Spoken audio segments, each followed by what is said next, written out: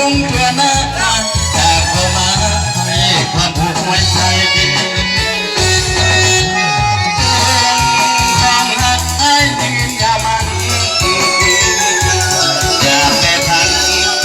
ทักกันแก่เท่าลงไปอยากทิ้งเงินทองขอจงละมอบเงินไหลแม้เกิดเป็นลูกจริงสาให้เลิกด้วยปากพิพากษาปัดนี้ทั้งสอง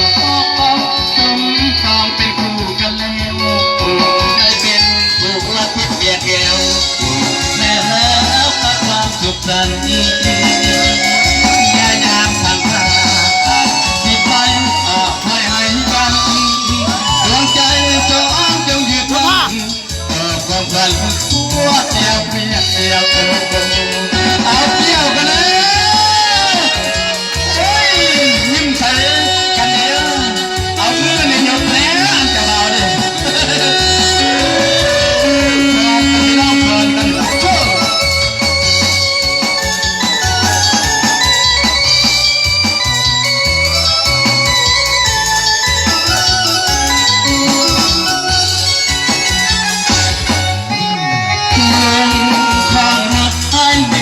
มันอย่าแปรผัน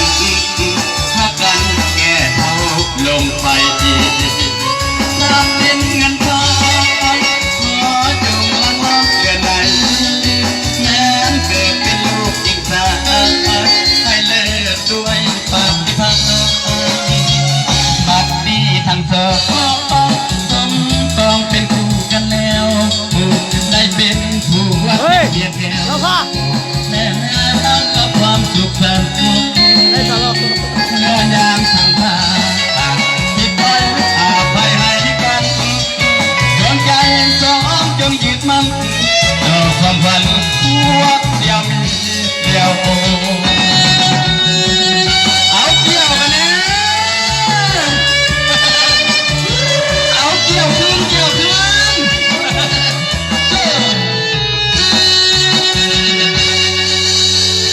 แล้วอันสบายดี